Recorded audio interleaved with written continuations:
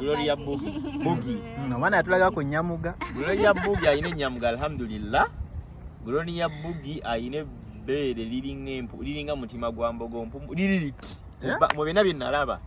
Wasigala mabere. Ekiyinza ku disappointing mwenzo genda okujjawo tutandika Nyamuga nyine kubanga agikwasaganya nga tuli makulu. Simanyi. Naye nga alhamdulillah Nyamuga yo kiriya. Abana bafunye okwe promotinga ola mutuka n'okujjamu engoye. Mwe promoting ense bamanye mwetaaga credit mwensaba okufuuka abakabi nkole sente. Ogambye abapiisi omwegombako. Abapiisi yali mu kale zitamanyirwa kale njeru.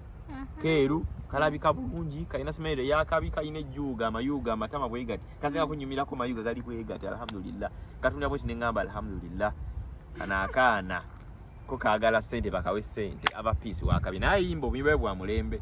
Nali manyi Nando love nafunye empologoma olundaba ne oluguma. Nali manyi gwagenda oluguma. Nando love in fact twafuna communication naye natugamba ono Dr. Katiko agala babere mu video nagenda okulaba ate bena shooting alwa kusaka nagenda olaba tenga size mu muuliza. Nando love mwafananira abasajja oba abalenzi yakola akayimba ne viral nga bamanyi bulenzi bubiri bwe bwayimbe ka viral ne Nando love kumbe kakazi Nando love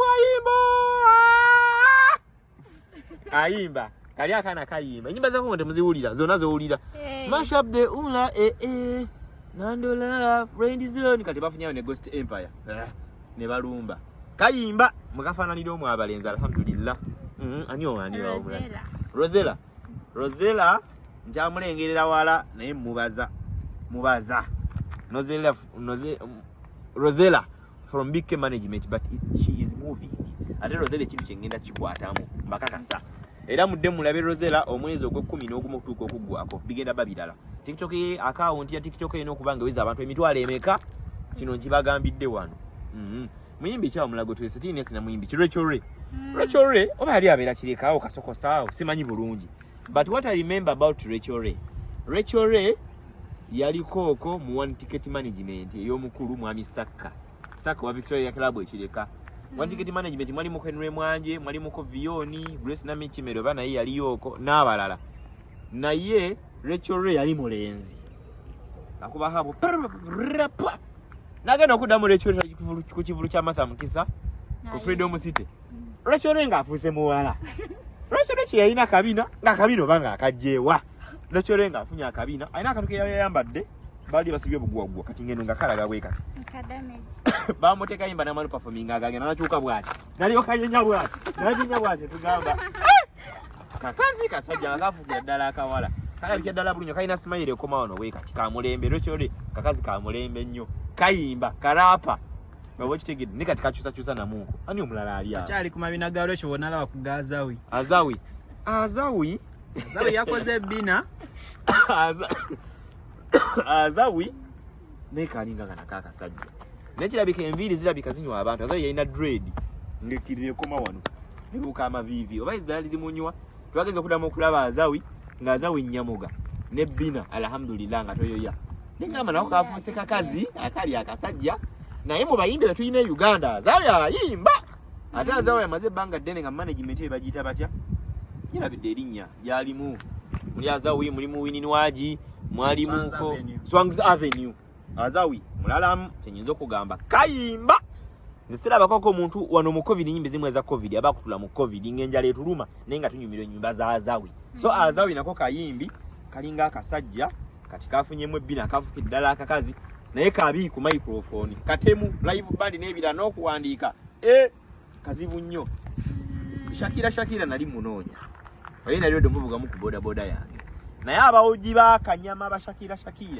abantu abamu abeefula bamanyi nnyo abantu mugendako na business z'abantu ekikazi ekimya kisanga ku live nyagala oli mulala ate kyo kimmambira okitegeera agenda omukulaba nga ine gravity naddamu kumulaba nga ali mu kwegaala bwegazi ngamba abadde atya Shakira nga imba dozi naye kirina omubiri kirina Enyamuga muganda wange wano muyimbi mu Uganda bayimbi kingovide muno katani kusasa na kabina kanene ne makazi kigotuli yanga mwero ali mukale zitamanyirwa nga ine bina Enyamuga nga ojengera bote no maso girabanga naye limuli etutidde bweti mukazi Nenwaji simweru na era na Wininwaji aina ne problem esingo kuba ku Wininwaji kati tumulabinye ntuko ebintu ebimu kati Shakira kati ebintu byamusingako wininwa Shakira iri mukale zitamanyirwa babo kitegeera ne wininwa gira naye si mubi nekiyimba bulungi bakigetaageta abaswangiza bave na kinchongero banga kikola kinga kivayo nga kitambuza omuzanyo wano mu Uganda abayimbi abali wano mu Uganda bayimba balungi ate bakakalukanye bayise mu bizibu bingi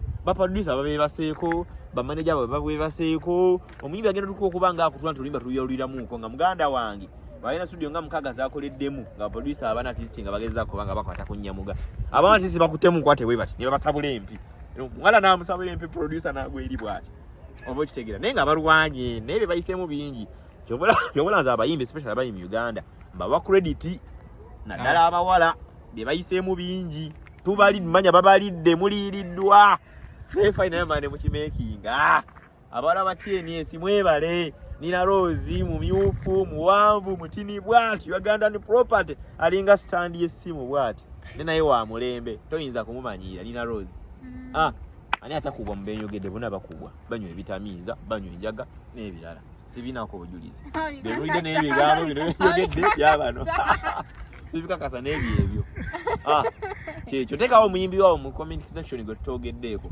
toye tubakubulire byotamumanyiko Pinky akutumidde Pinky tulina okukola muko naye alhamdulillah sijja mwogerako nnyo bingi kimanya ine eddoboozi ddene lingerya Dr. Katiko especially nga yakazuuka eddoboozi ya Pinky ddene ne Pinky Ruddo tuwaayo niyo mukuba faani bo Ruddo tuwaayo ko ku buyimba olabika bulungi ka Facebook katini bwe kati kalinga katena eddoboozi ddene bweriti bayinza obutalikuwa ne tuweeyo nze nganze omuntu sennyota Pinky Sharoni Rahuma Pinky Ngino mita Sharoni Pinks Rahuma Pinky tuweeyo mwanyinaze assalamu alaikum wa alaikum salam wa rahmatullahi wa barakatuh